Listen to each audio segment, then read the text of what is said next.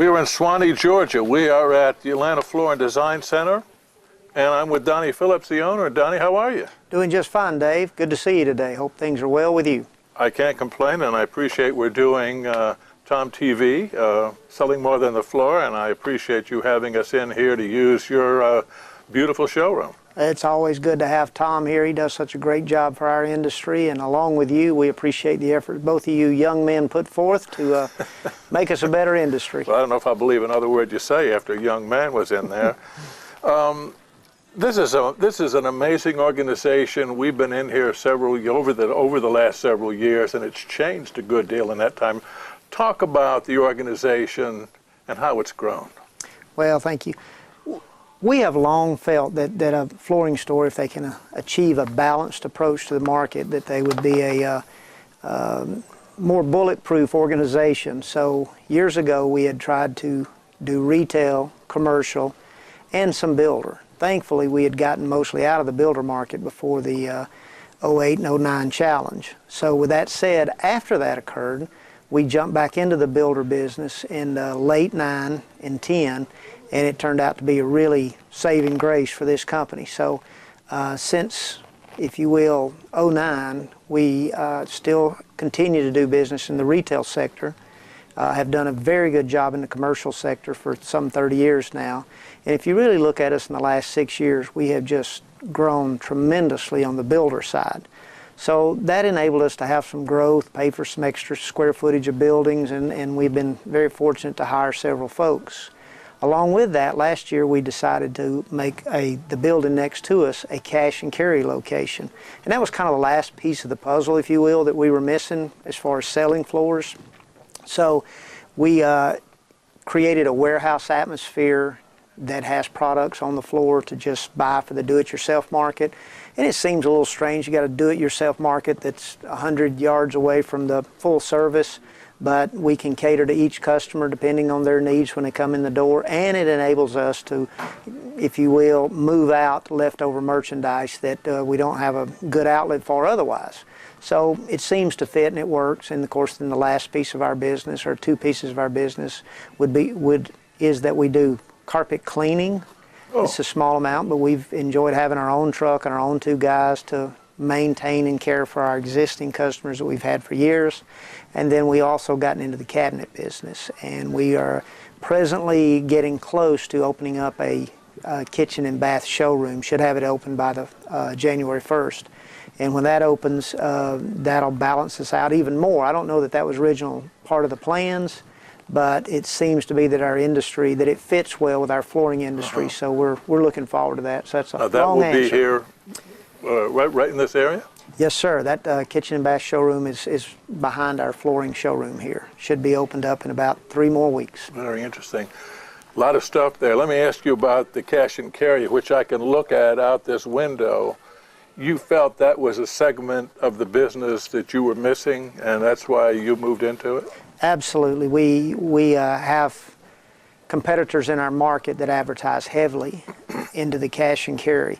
And of course we have Dalton 100 miles up the road, and so we're used to that approach, that mentality to selling.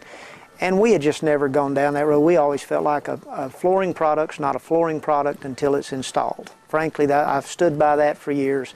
But as the market's changed, I've had to open my eyes to, well, maybe we're missing a few do-it-yourself people. So you can move out some ceramic tile and wood pretty fast. Now, carpet, you don't sell so much over there, but the items that an individual or a customer can install themselves, we are beginning to sell quite a bit. So we're pleased with the progress of it. We hope that it'll grow a little more, but we're pleased so far with the progress. Now, the fact that it's yards away, does that affect the prime business here, the full service business? Not if our salesperson people handle it correctly. And by that I mean when someone comes in, if we qualify them correctly, that if they're after service and us measuring and giving them complete service from start to finish, they would remain in the showroom we sit in now. If we find that they're trying to shop us and compare us to some of those competitors in town who do sell just items out the door, then we want to offer and make sure they can go next door to the cash and carry side. So it really comes down to the qualifying of the customer when they come in the door. And when we found that we advertise over there, it gives us an opportunity to advertise and get some people who come in there who then might say, well, I don't know that I want to tackle this big a project, and we can bring them over here. So our salespeople being trained properly on the front end is paramount to that. So that's qualifying. So then you must do a great deal of training. I mean, qualifying is not altogether an easy function, I suppose. No, it's not easy, and we try with our training, and we do a pretty good job with it, but if you guys would lend us Tom Jennings just full-time, year-round, we'd do a lot better. Gotcha. He's great at it. That's for sure. Now, cleaning and maintenance. I didn't realize you were in cleaning and maintenance. It seemed like X number of years ago, maybe 10 years ago, maybe wrong on that one, number of people got into it and then got back out. To me personally, it's always seemed like it makes total sense. Right. Talk about the rationale that drew you into that. Well, we got into it maybe on the whim of saying we want to take care of our customers. And we did, and we found it to be a very good job. And it actually came back in the days that when we were originally part of one of the buying groups back in the Maxim days. And it made sense to get into it, and we did get into it, and we ran a truck. But then what we found out later on is we had been doing it for a while is some of the competitors in the carpet cleaning business had deck boards on their trucks. So if we didn't take care of that customer ourselves and we offered for them to go to X, Y, or Z, all we were doing was sending our customers to the competitors. So it made sense that we took cleaning seriously, and we have. We do a very good job of trying to make sure we offer to our customers the opportunity for us to maintain their floors, that 1-year window, 2-year window, and 3 years. So we try to be in front of them, and it's been a healthy business for us. It's not one that we run to try to run that business to try to do 5 houses in a day. We don't necessarily pay our guys off of a commission structure. They do get a commission, but we try to organize our stops so that there's 1 to 2 stops a day depending on the size. And therefore, when we walk off the job, we find we have a lot of repeat business. But that's something you do on a day-in, day-out basis. The reason I ask that question is so many times I heard people say that floor covering retailers that got in the maintenance business would sort of do it feast or famine. When they weren't selling carpet, they take out the cleaning truck, and it's a day-in, day-out kind of an affair, I guess. For us, it's day in and day out. We have 2 technicians, and one of them is more on the sales side and helps with the truck when they get behind. The other one is full-time on the truck, so we have 2 people dedicated to that. So then when you're in the home, that is a sales opportunity. For those folks, as far as cleaning, to upsell any cleaning, as well as if they look around the home and find that there's any other flooring that a customer may have questions about, it gives them a wonderful opportunity to say you can visit our showroom and check on your wood floors, your ceramic, or if you need to replace this room of carpet, then so be it. So yes, it gives us that opportunity. Now, do you talk about maintenance at the time of sale and ensure they're going to be calling on you in 6 months, a year, or whatever? Dave, we try to. And honestly, it's one of the things that we've pushed for lately. We've got a new guy in position on our retail floor, and I know that's one of the training tools that he's working on, is to make sure our people cover that. Sometimes I think we get a little lost in the hunt of trying to make a sale, and that we may forget, as you say up front, that we can go ahead and offer those services. I think we do an okay job, but I'm excited to know and to think that next year we're going to do a better job of covering the ongoing maintenance with carpet as well as some ceramic going forward with our staff. So I believe that we will increase our business significantly next year. It seems like the maintenance factor would cause consumers to look at you more as the carpet expert. Well, you hope so. And of course, what we all fight is the internet being the flooring and carpet expert. Yeah. So there's no reason why we would not go in there and be that expert on the front end and to answer all those questions with easy follow-up for the customer to go to our website or to call our guy and ask questions when uh-ohs happen on the floors. Yeah. Now, is it necessary for the maintenance arm to be profitable in and of itself? We have not looked at it like that it is necessary. We hope that it is, and we are driving very close to where it will be. But at the same time, frankly, it's about a break even for us. Okay. But it sells floor covering. And it's hard to follow up on every one of those leads. So the answer is eventually we think it does make us money.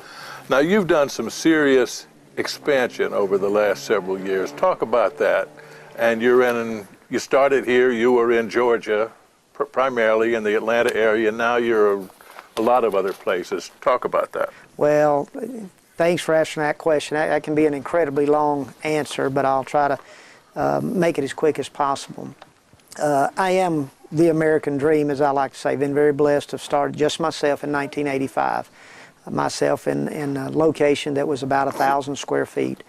And just through a lot of hard work, a lot of great opportunities that came our way, my way, we continued to build the business. I'm going to say very healthy for a number of years. And we grew from that 1,000 square feet to 4,000 square feet. Then eventually, 5 years later, we moved into our first very own building of about 6,000 square feet.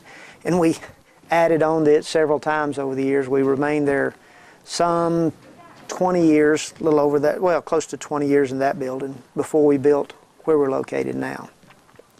And yes, the business had grown. Matter of fact, I thankfully have say that we had grown all years that we've been here for 30 years, except for 1990 and 2009. So 2008, I'm sorry. So there are only 2 years out of 30 that we did not grow.